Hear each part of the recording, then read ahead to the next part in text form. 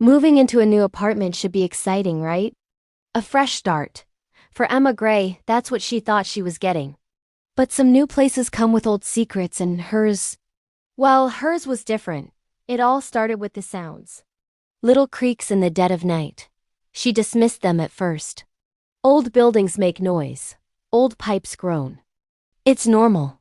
But then came the morning she would never forget, a Wednesday.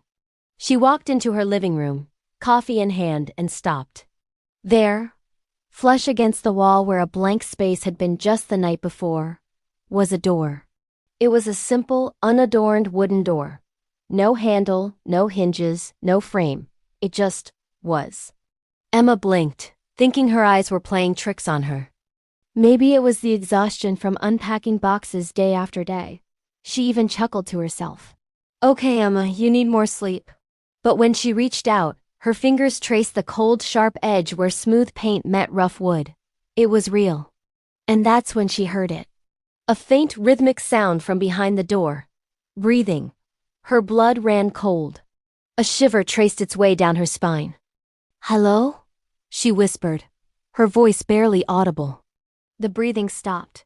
Silence. Then, a soft tap, tap, tap. Her heart hammered against her ribs. This wasn't old pipes. This wasn't the building settling. She fumbled for her phone and dialed the building manager, her hands shaking so badly she almost dropped it. A door? He asked, his confusion evident even through the phone. No, there's no door in that unit. That's a structural wall. It backs right up to solid concrete. That night, sleep was a luxury she couldn't afford. The tapping returned, more insistent this time. It started as a gentle knock, but with each passing hour it grew louder, more demanding. Tap, tap, tap. Around midnight, a wave of pure terror washed over her. She knew no one would believe her. She had to have proof. Grabbing her phone, she hit record, the red light a tiny beacon in the dark room. If anyone finds this, she said, her voice trembling, I just want proof that I'm not imagining this. Summoning a courage she didn't know she had. She crept towards the door and pressed her ear against the cold wood. The tapping stopped. The silence was deafening. And then, a whisper slithered through the grain of the wood, a voice that felt both ancient and intimately close. Emma, open it. She scrambled backward, falling onto the floor, her heart a frantic drum against her ribs. How? How did it know her name? That was it. She was done. First thing in the morning, she was leaving. This apartment, this building, this nightmare, she was leaving it all behind. As the first rays of dawn painted the sky, a sliver of hope returned. She looked at the wall, her eyes wide with a mixture of fear and relief. The door was gone. The wall was a perfect, unbroken stretch of plaster once more. No seam, no outline, no sound. It was as if it had never been there. For a moment, she questioned her own sanity. Had she dreamed it all? But the video on her phone was undeniable proof. Shaken but resolute, she began to pack. Boxes filled the room, a testament to her hasty retreat. As she hoisted the last box, something fluttered to the floor. It was a small, folded piece of paper. She picked it up. The handwriting was chillingly familiar. It was her own. But the message was one she had never written. Don't leave yet.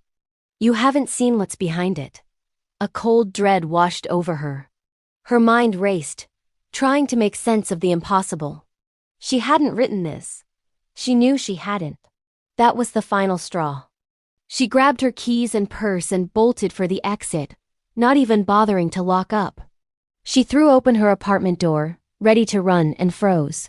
The hallway wasn't her hallway. The faded floral wallpaper had been replaced with a dark, swirling pattern. The warm, yellow lights were now a sterile, flickering white. Even the numbers on the adjacent doors were wrong.